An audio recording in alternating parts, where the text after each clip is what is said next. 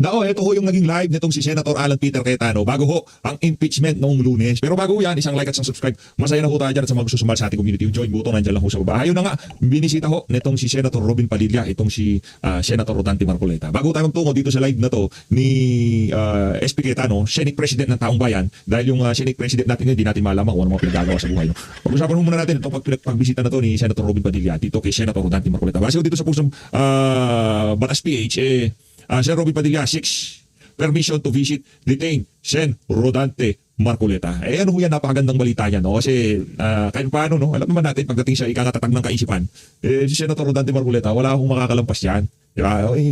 Wala silang, hindi sila tatagos dyan, higa nga. Diba? Pero sa pagbisita ng kanyang mga kapanalig na sa Senado, napakalaki hong bagay niyan para dito kay Senator Rodante Marcoleta. Palakpakan natin itong si Senadante. Tuloy-tuloy ko tayo sa pagsuporta kasi kung hindi rin lamang ho impeachment ang pag-uusapan, hindi ho natin titigilan itong issue na to kay Senator Rodante Marcoleta. Hindi ho natin papatulugin to. Wala hong video na hindi pwedeng, wala ho akong update sa inyo kaugnay dito kay Senator Rodante Marcoleta. Dahil kung si VP Sara, siya ho ika nga ang maglalagay sa tamang landas dito sa bansa na to, kung ang inyong nakikitang napapalit kay VP Sara, itong si Senator Rodante Marcoleta, hindi naman ho pwedeng iiwan ho natin siya sa alanganin ngayong mga panahon na to. Comment ho sa baba.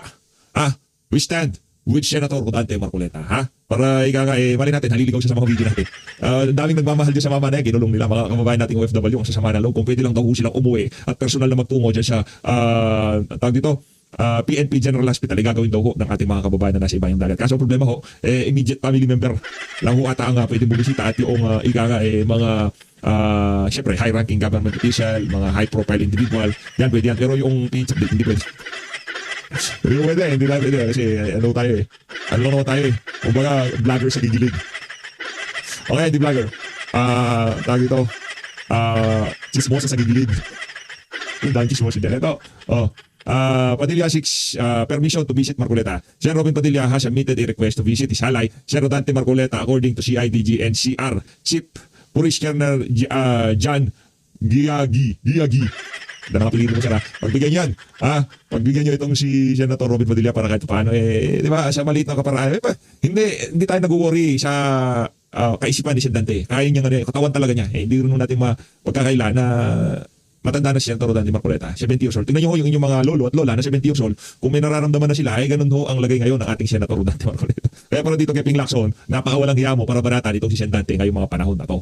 Ito, pakinggan na ho natin itong si Senate President Alan Peter Cayetano. Praise God for the opportunity na makausap kayong lahat. Mga kababayan natin sa Luzon, Visayas, Mindanao. Mahal natin mga OFWs, ang ating mga bayani na nasa buong mundo. Ngayong tanghali, alam kong inaabangan nyo na po yung impeachment. But let's start on a hopeful note. Let's start na medyo mas unifying at mas masaya. Naalala ko po nung maraming pagkakataon na may economic crisis, political crisis, issue ang cheating, stealing, lying, malalaking corruption issues. Sabi nga nila, pati daw yung mga magnanakaw, tumitigil pagka pinapanood yung boxing matches ni Manny Pacquiao. So yesterday, at least doon sa mga may access, ay tumigil din po ang mundo para bantayan po ang ating Filipina superstar na si Alex sa laban niya, and pinakita po talaga niya na yung fighting spirit po at saka yung chase after your dreams at yung ibig sabihin ng hope. No? Let me talk a little bit about the biblical concept of hope.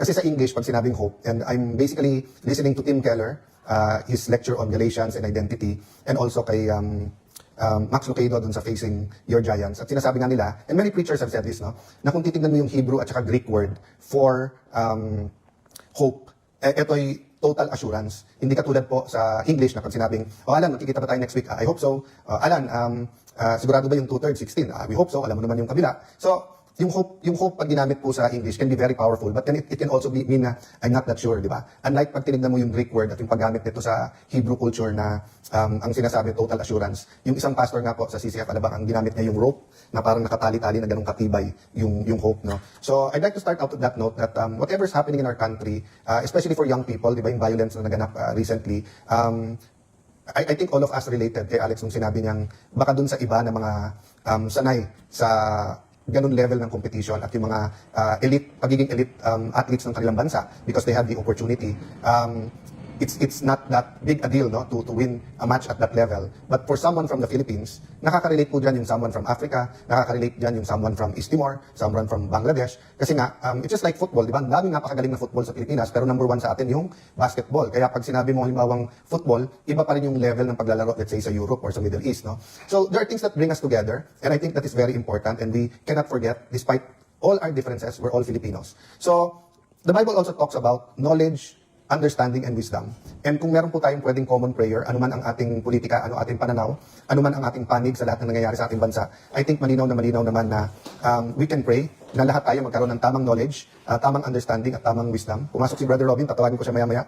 The Bible talks about seasons, no? Baka we wanna ask also Robin mamaya yung sa pananaw naman niya, no?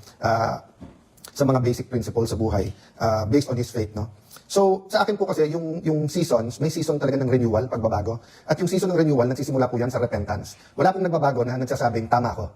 Kasi pag sinabi mong tama, ba't mo babaguhin, di ba? So, kung yung addict, hindi niya aaminin na addict siya, yan man ay sa babae, sa lalaki, sa sugal, sa drugs, kung sasabihin, hindi, every weekend, pero ano lang yun, party drugs yun, baliwala yun. Ba't ka magbabago, di ba? Pero pag sinabi mo, functional ako, pero mali kailangan magbago. So, yung season ng renewal starts with repentance. So, yes, may acknowledgement sa flood control at corruption, pero makikita nyo sa SONA 1 year na, makikita mo yung deep repentance, wala doon. Nandun yung galit ng tao. But yung repentance as a nation, repentance ng mga politiko, repentance ng administrasyon na mali talaga eh. Mali talaga kahit anong gawin mo, dapat ibulgar lahat. So ano ba mga headlines today? 1, impeachment starts today. Sinabi, yung isang side, 62 trial days, yung isa 30 trial days. Ano po ibig sabihin ito? Kasi 3 times a week lang po kami. So 30 linggo po tayo magka-trial. Okay lang po yun. Kasi napaka-importante po ng accountability, napaka-importante masunod yung impeachment. But ito po tanong ko, bakit natin ginagawa lahat ng pag-aayos, lahat po para maayos po ang impeachment, 30 weeks, pero walang schedule sa Blue Ribbon Committee sa flood control? Ni isang hearing, hindi makapag-announce kung kailan yung hearing at mabigyan ng pag-asa yung mga witnesses. Pero pagdating dito sa impeachment, ulitin ko po hindi ko criticize. Tama yung impeachment. Tama na isaayos natin to. Tama na nagkaroon ng pre-trial. Tama na lahat tayo maging impartial. Ba't hindi ba tayo pwedeng maging impartial din sa flood control? At napakarami pang ibang corruption issues, no? Senator Marcoleta was arrested today. Hindi ko isa-isahin yung mga issues na pag-usapan na yan during the rally. We know that many people feel it's selective justice, and it's not even only selective justice, pero yung issue ng campaign finance versus plunder, para sa marami napakalayo nito. Sabi nga po ni Congressman Leandro Leviste, di ba, regarding kung ganun, 90% ng politiko makukulong. Pagpasok ko sa Senado, nagulat po ako. Alam ko po na simula nung May 11, nagbago ang Senado. Talagang naging under attack, naging under siege. Talagang nag-attempt ang Malacanang na makontrol ang Senado. Pero nagulat po ako kasi yung Senado is usually just like the House of Representatives, a house of a people.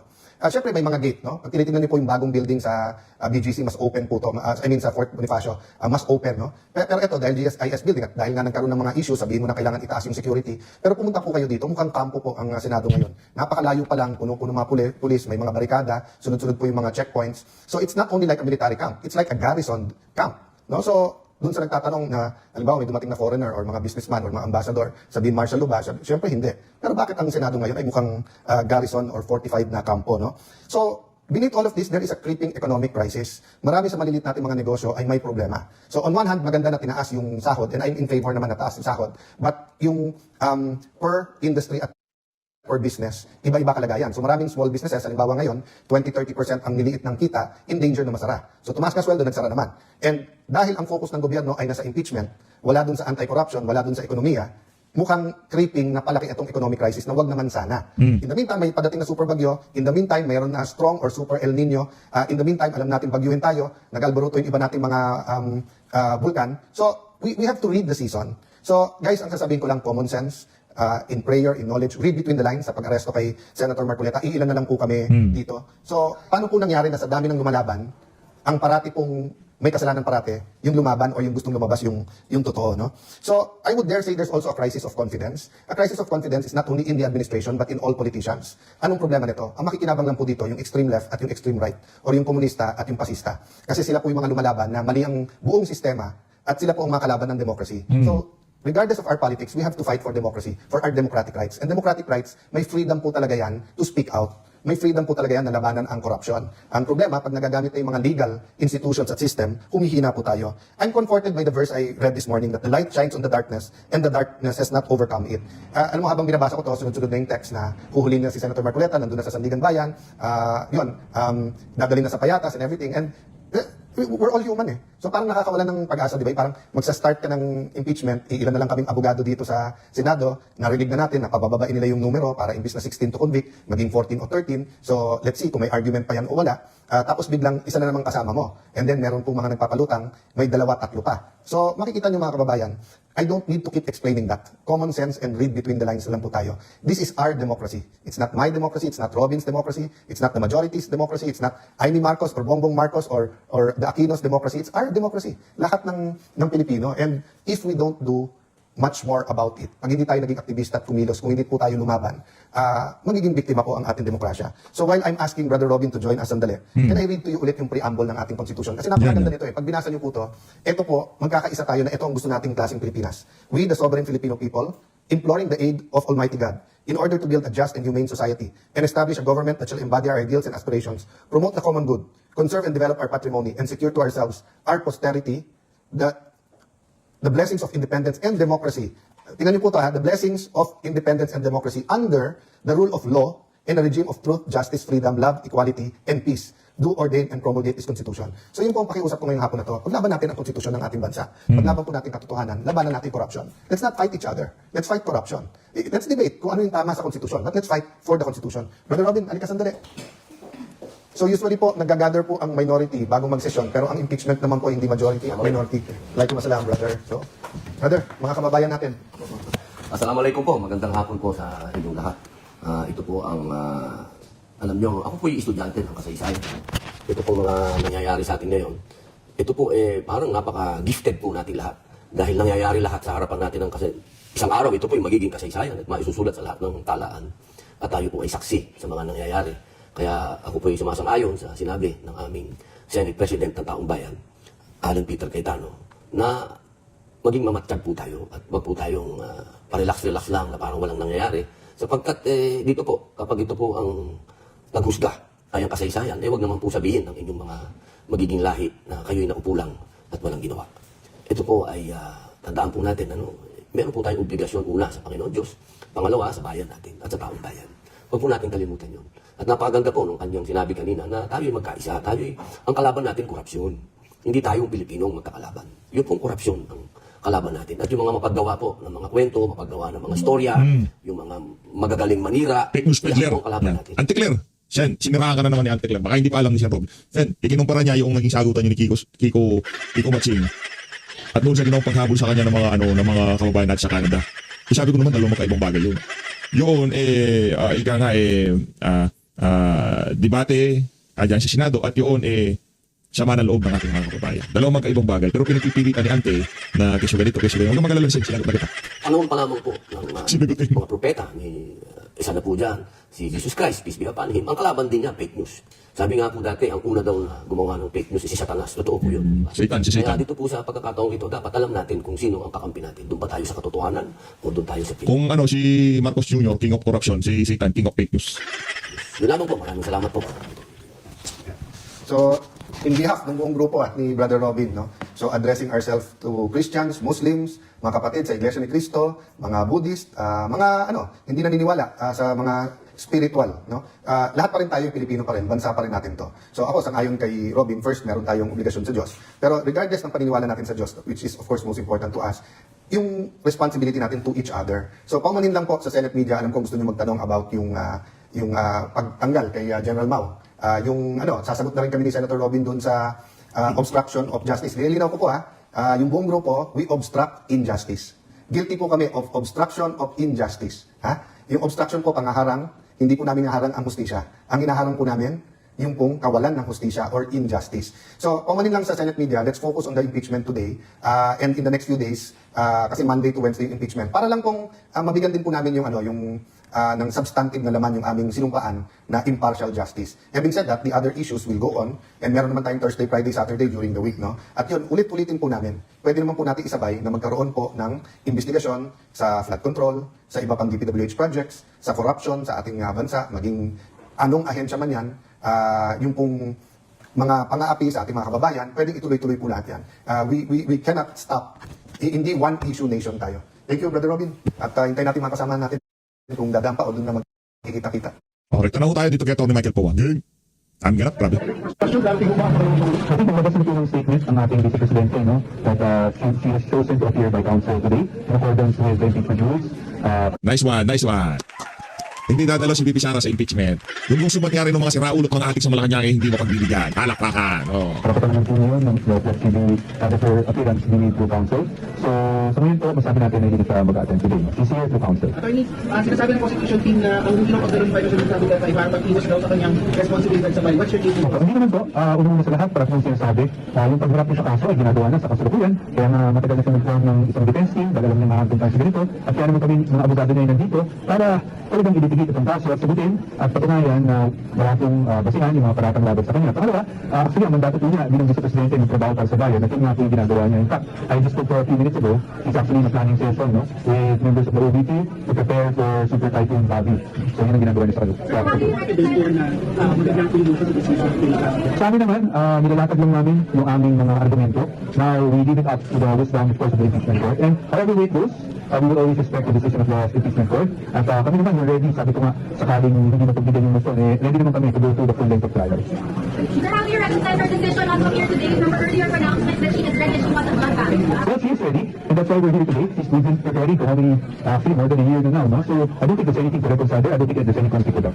Does this mean that she will not be sentenced? No, we're not saying anything right now. As I've always mentioned, ang kanyang physical presence, we will assess kung kinakailangan, bakit hindi. But that will depend on how the proceedings go, and we will advise her accordingly. Sir, what circumstance would trigger the Vice President na kung malaki talaga? We will not say so at this time. No? That's part of legal strategy. And as you know, I hope you can respect us, but the defense will never disclose its legal strategy for obvious reasons. Sir, you earlier said na nag-booster sa threshold po dapat pag-usapan na before po yung pagtapon ng mga ebidensya or yung articles of impeachment. You bring up this one. No, actually, just to clarify that, I never said that it had to be tackled. What I said was, that is a matter na wala pa namang categorical pronouncement ang ating Senate sitting as an impeachment court. So I never saw the need to comment on that because wala pa di ba? In fact, narinig pa lang natin yun sa media, sa mga pahayag ng iba't ibang experts or lawyers. So sa ngayon, it's an issue for us. Wala pa namang ganun sinasabing impeachment court. We will have to, have to argue our position on the matter once there's a categorical position. Pero since wala pa, then it remains na 16 votes, di ba? Sir, when you insist on permitting private prosecutors from examining witnesses, I want to put that in context. Actually, the manifestation, which we consider as a motion from the prosecution, was to have two counsels examine each witness, meaning one public, one private. So sa atin, ang naging basihan natin why we oppose that is we wanted an orderly conduct of proceedings. Unang-una sa lahat, ayon sa Senate rules of impeachment, isang counsel lang bawat panig ang pwede mag-examine. Kasi medyo magulungan naman kung dalawa ang mag-examine sa Ako, malam magulo nga yun. Isang private at saka isang public. Pambira, ano kwenta nun? Hindi ba pwede yung kung public na lang? Yung bida-bida kasi iba na sa ano eh. Di ba kung private na lang? Hayaan nyo na yun. Si Luis Tro, baka gusto ko magsalita eh. Talaga sa topic natin po. Baka gusto magbida-bida ng ibang mga congressman.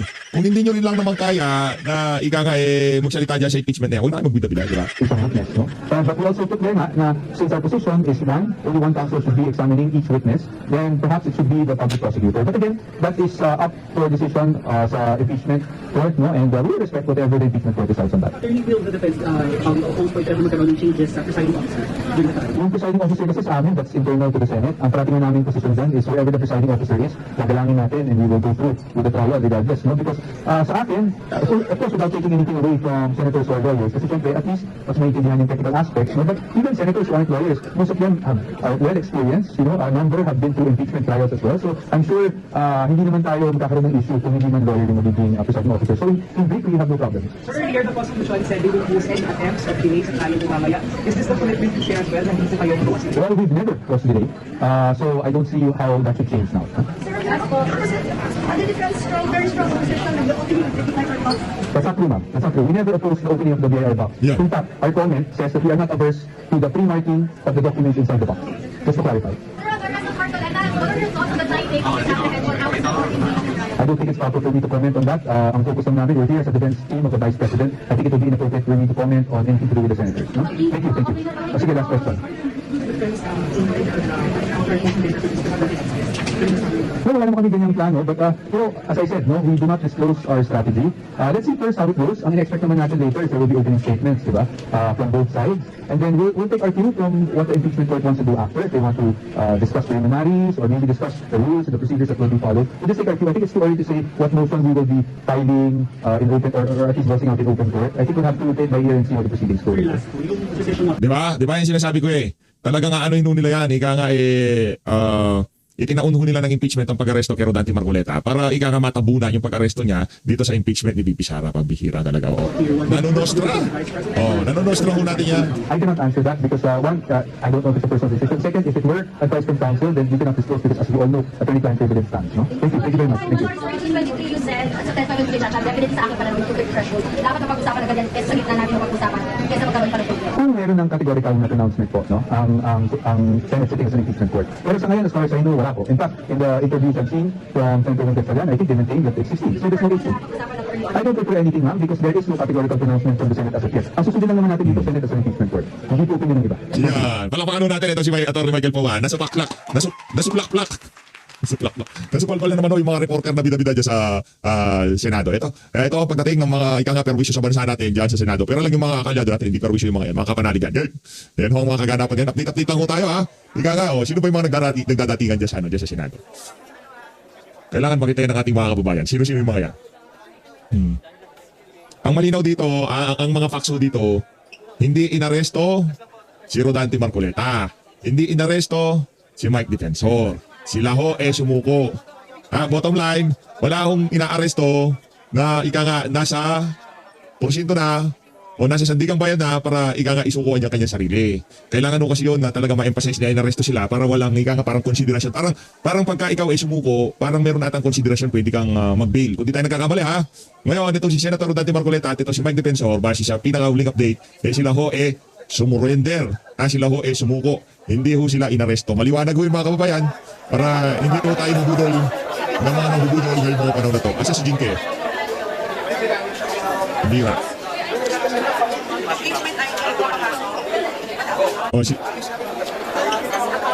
Accountability daw ho. Si Bakulaw. Pasok, Bakulaw. Sabi ko sa inyo. Accountability tayo. Next administration, marami-rami ho tayong accountability hahabulin, ha? Accountability yan. Accountability. Tala nyo, ha?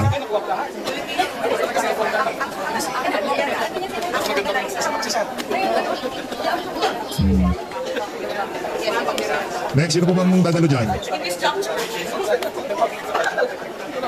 Ito si Atty. Sel Panelo. Ito si Atty. Sel Panelo. Mamaya, papakinggan din natin yung anak niya.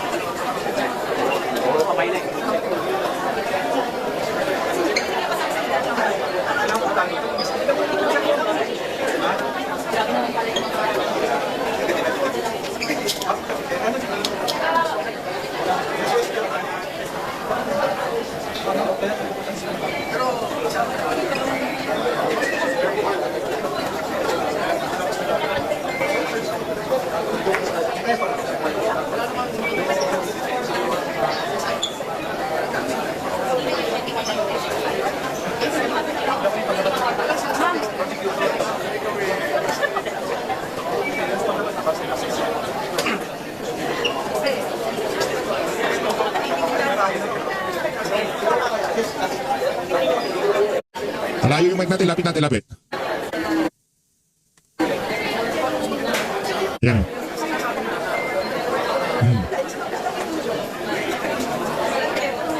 Tinabunan ka agad yung ginawa nila dito kay Sendante. Kakapal talaga ng mukha nito mga walang yang to. Talagang itinaundang Lunes para matabunan ng impeachment. Mga siraulo talaga. Hindi ba? Pahigil kayo ha!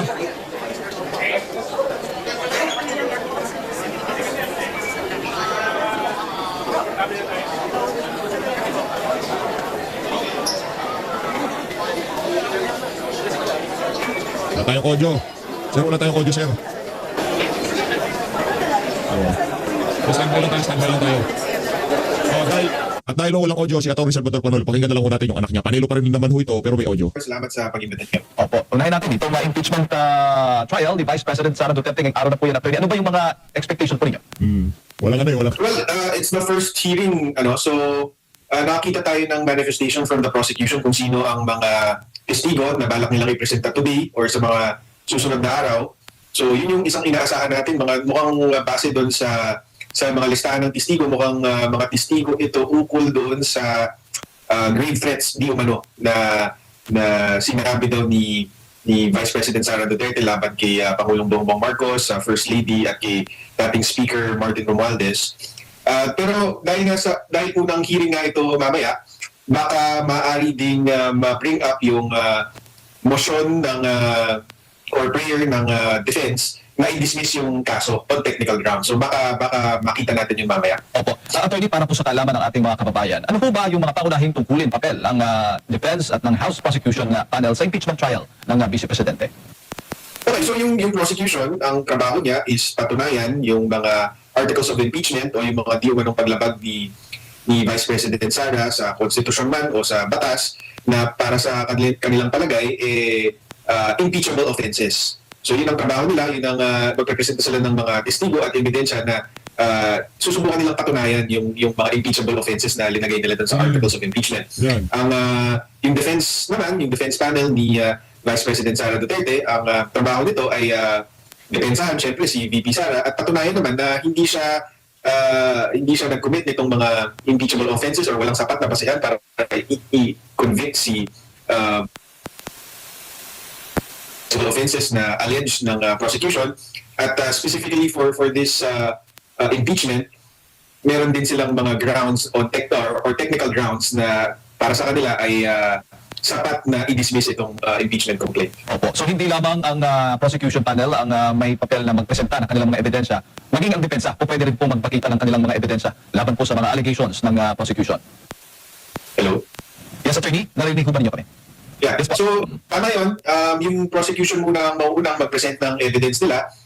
Pero habang nag-present yung evidence, pwede namang pumasok yung defense para mag-object kung tingin nila ay hindi tama yung pag-present ng ebidensya or hindi angkop dun sa rules on evidence na sinusundan ng impeachment trial court.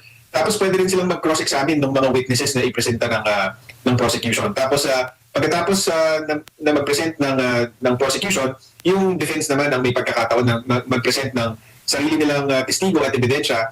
Tapos yung prosecution naman ang may pagkakataon na i-cross-examine itong mga testigo at Ilatisin. ilatisin itong ebidensya naman ng defense. Opo. At ang pagkakaiba ho ba? Ano ho ba yung pagkakaiba ng mga regular na korte sa Senate Impeachment Court? Well, unang-una, napakadami po nila. Normally, dapat sa Senate Impeachment Court, 24 dapat sila. Pero alam naman po natin na hindi available lahat ng ating mga senador. So, yun ang malaking pagkakaiba dahil sa normal na korte, isa lang ang judge. Pero dito, sa Supreme Court, meron kang 15. Sa Court of Appeals, pag in division hearings, may 3. Sa Court of Tax Appeals, ganun din. Sa Sandigan Bayan, 3. Pero ito, we're talking about 20 plus senators, senator judges. Tapos, although pangkaraniwan naman sa Senate Impeachment Court na i-adopt yung rules of court or yung rules na kadalasan ginagamit sa regular courts, hindi na natin may iwasan na tingnan ito bilang hindi lang legal exercise but also a political exercise. Dahil although dapat, sabi na nga din ng Supreme Court dun sa naunang impeachment complaint na dapat ang mga hakbang sa impeachment ay grounded on law, on jurisprudence, on due process, on the Constitution, it's also a political exercise. So, numero din ang bilangan dito. So, hindi ito purely legal exercise. Opo. At na-raise po yung issue na rin itong tatanong ko po sa inyo, kung po paari ho bang dalawang prosecutors ang mag-cross-examine doon sa witness sa impeachment trial? Parang may nakita po tayong ganong request, hindi po ba? Sa akin, magulo po yun na dalawa. Ang gusto kasi lang mangyari, ang dating parang Injustice Committee. Lahat, ika nga naglulundagan pagka merong, di ba, pagka may tanungan, gusto nila, lahat sila naglulundagan. Hindi naman pwede yung gano'n, di ba? Hindi pwede yung gano'n.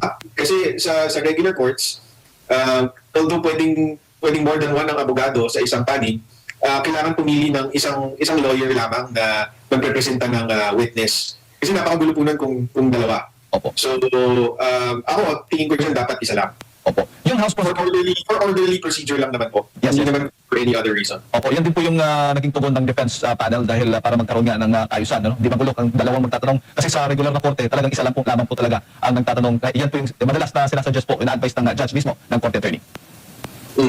Ang tingin ko, ang posibleng rason kung bakit nila hinihingi yan dahil yung House prosecution team, yung talagang galing sa House of Representatives ay hindi naman po mga practicing lawyer yan kaya hindi po siguro sila sanay sa isang actual trial. Maliban siguro doon kay Congressman Jokno, maybe kay Congresswoman De Lima, parang bukod doon baka hindi ganun ka bihasa itong House prosecution team in trial practice. But I could be wrong. Pero ang napansin po natin is after announcing the House prosecution team, napakadami pong private prosecutors ang tinagdan dito sa Oo. House prosecution panel, di ba? Kaya yun po yung impression na nalilikha nung pagdagdag nila ng ng abogado na baka hindi kaya ng House prosecution team in itself gampanan yung tungkulin nila, kaya kailangan magpasok nitong mga private prosecutors. Opo, pero yung papel ng private prosecutor, same din doon sa nasa House prosecution panel.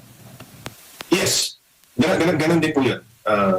Jay. Parang suporta lang during sa cross-examination. Ngayon naman, attorney, doon sa mga senator judges, ano naman po yung papel nila?